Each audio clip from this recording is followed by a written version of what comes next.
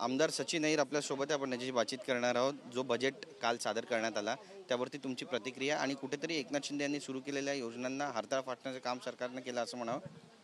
कुठच्याही राज्याची आर्थिक जो कणा आहे हा शेतकरी असतो आणि तोच मोडण्याचं काम केलेलं आहे, त्यांना हवादिल करण्याचं काम केलेलं आहे। कारण एका बाजूला मोफत वीज आणि विशेषतः कर्जमुक्ती या दोन मोठ्या घोषणा देऊन शेतकऱ्याला असं वाटलं की परत आपल्याला टिकाव होऊ शकतो, पण आज त्याचा कणा मोडण्याचं काम झालेलं आहे।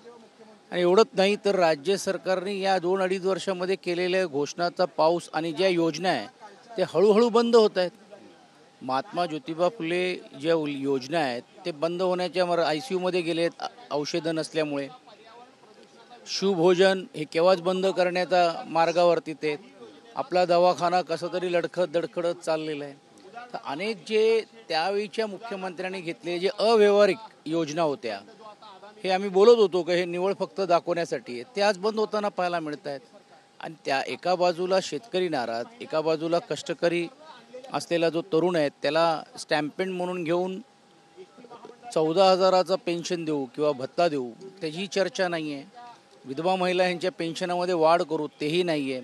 आणि सर्वात महत्त्वाची गोष्ट अशी आहे की सर्वसामान्य मध्यमवर्गीला जो टॅक्स पेयर आहे, खऱ्या अर्थाने टॅक्स पेयर आहे, त्या व्यक्तीची महागाई कमी करू म्हणून जीवनात्मक वस्तू स्थिर ठेवू ही घोषणा केली गेली होती। त्याचा ब्रश शब्द पण देखील काढलेला नाही आहे। किंबहुना डिझेल आणि पेट्रोलवरती अजून कर वाढून एका प्रकारे महागाईच्या खाईमध्ये घालण्याचं काम दुर्दैवाने करण्यात आलेलं आहे। पण विरोधक म्हणून आता तुमची भूमिका काय असणार आहे? सरकारला जाब विचारणार आहे सगळ्यांचं? आताच सुरुवात होईल। आज छत्रपती संभाजी महाराजांना अभिवादन करू आम्ही आज तो आंदोलनाची सुरुवात इकडे आत आणि बाहेर दोन्ही ठिकाणी करू आणि लोकांच्या मध्ये जाऊ की कशा प्रकारे तुमची फसवणूक हे सरकारने केलेलं आहे। राज्यात कायदा सुव्यवस्थेचा प्रश्न निर्माण होतो असं म्हणावं आणि विशेष करून जे आमदार आहेत त्यांचे कार्यकर्ते कुठेतरी त्यांच्या कार्यकर्त्यांमुळे नेते अडचणीत येतात असं म्हणावं। सुरेश दसांचा कार्यकर्ता सतीश बोक्या असू द्या, नाही तुम्ही सर्वच बघितलं असेल की ह्यांना एवढी मुभा दिलेली आहे, आमदारच मंत्री झालेले आहेत सत्ताधारी, त्यांना निधी भरपूर मिळते, त्यांना संरक्षण मिळतोय, काही करा काय फरक पडत नाही। ही जी मनस्थिती आणि मानसिकता झाल्यामुळे आपला नेत्याला जर एवढं संरक्षण मंत्र्यासारखं असेल तर मग कार्यकर्ते तर त्याच्याही पेक्षा चाय से किटली गरम।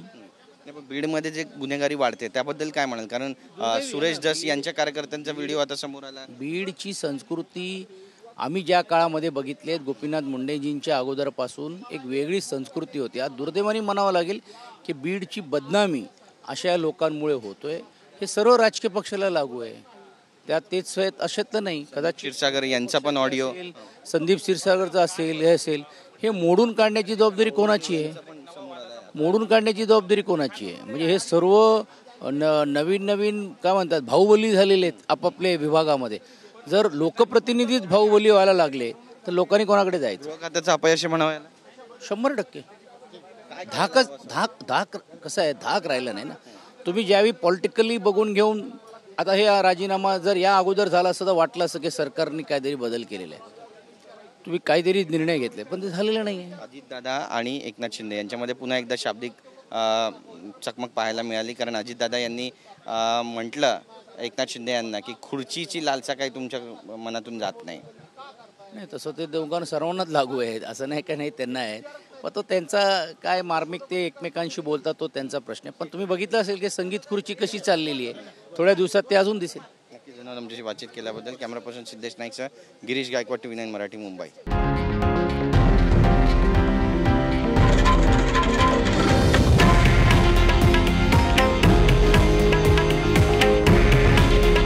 हे आहे देशातील नंबर 1 न्यूज नेटवर्क आणि आपण पाहत आहात TV9 मराठी। काळजी तुमची, हित महाराष्ट्राचं।